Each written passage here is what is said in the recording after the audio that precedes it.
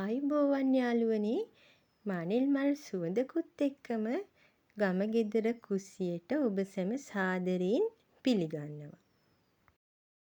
මම අද වම්බටු වෑංජනයක් රසට හදන හැටි තමයි අරගෙන ආවේ. මම අරන් තියෙන්නේ බෝල වම්බටු ගෙඩි කිහිපයක්. ග්‍රෑම් 500ක් විතර. ඉතින් ඒකට මිරිස් කුඩු තේ හැන්දක්, 3-5 කුඩු තේ හැන්දක්, උළුහාල් ස්වල්පයක්, කහ කුඩු පිංචක්, අම්මිරිස් කරලක් 2ක්, රම්පෙ කරපිංචා, සුදු ලූණු බික් කිහිපයක්, රතු ලූණු ගෙඩි 4-5ක් සිහින්න ලියලා අරගෙන තියෙනවා. කරවල ඕනෑම වර්ගයක් ඔයාලා ගන්න.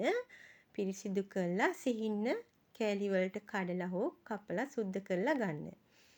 ඒ වගේම අවශ්‍ය පමණ ලුණු, පොල් කිරි කෝප්පයක්. වම්බටු ගෙඩි හොඳින් සෝදලා අරගෙන සිහින් පෙති මෙන්න මේ විදියට කපා ගන්න. වම්බටු වල පණුවෝ ඉන්නවා ගොඩක් අවස්ථාවල. හොඳට බලලා ඒක පිරිසිදුව කපලා ගන්න ඕන. කහට පිපෙනවා ඉක්මනට වතුර ටිකක් දාලා සෝදලා මිරිකලා ගන්න වම්බටු ටික.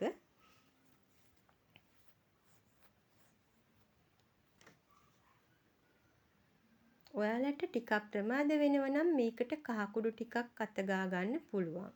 එතකොට කහට ගතිය නැති වෙනවා. තෙල් ටිකක් ලිප තියලා තෙල් මේස හැන්දක් 2ක් මැටි භාජනයක තමයි උයන්නේ, මැටි වළඳක. තෙල් ටික රත් වෙනකොට රම්පෙ කරපිංචා, සුදු ලූණු, රතු ලූණු දාලා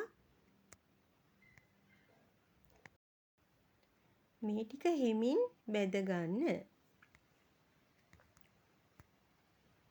ටෙම්පරාදු වෙන්න අරින්න.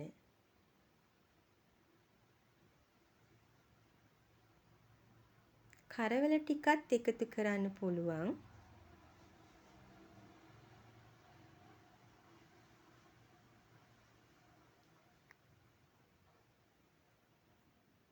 මේ ටික වතුර ගතිය පොඩ්ඩක් හිඳෙන්න අරින්න. දැන් අපිට පුළුවන් වම්බටු ටික මේකට එකතු කරගන්න.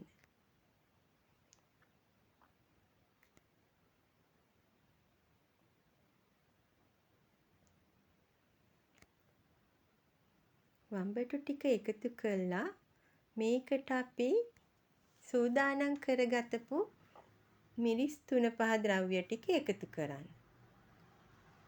මෙන්න මේ විදියට 3-5 සියලුම දේ එකතු කරගන්න. උළුහාල්, සුදු ලූණු වගේ දේවල් වම්බටු වලට අවශ්‍යමයි. මොකද අර සිංහල වෙදකමේ එහෙම කියනවා වම්බටු වලට වාතය පිරෙනවා. අපි ආහාරයට ගත්තට පස්සේ අපේ බඩ පිපෙනවා, වාතය පිරෙනවා කියලා එහෙම ටිකක් තියෙනවා. ඒක නිසා සුදු ලූණු එහෙම වැඩිපුර එකතු කරන්න ඕනි වම්බටු වලට. පොල් කිරි, හොඳ උකු පොල් කිරි කෝප්පයක් මේකට එකතු කරගන්න.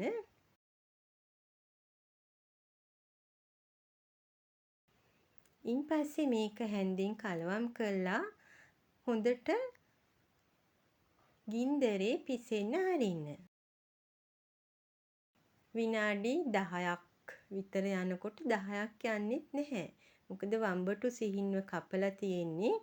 අමු මිරිස්, කරවල වගේ දේවල් තැම්බිලා වම්බටු හොඳට පොල් කිරි ටික උනලා හින්දෙනකොට අපිට ගන්න පුළුවන්. ගොඩාක් වෙලා ලිපේ තියලා තම්බන්න ඕනේ නැහැ. විනාඩි 10ක් යනකොට හරි. ඉතින් මෙන්න මේ විදියට කැකුළු බත් ටිකක් ගත්තම මේ වෑංජනයට හරිම රසට මේක එක්ක උනත් අපිට කන්න පුළුවන්. හරිම රසයි. ඔයාලත් හදලා බලන්න. ආයුබෝවන් ඔබ සැමට.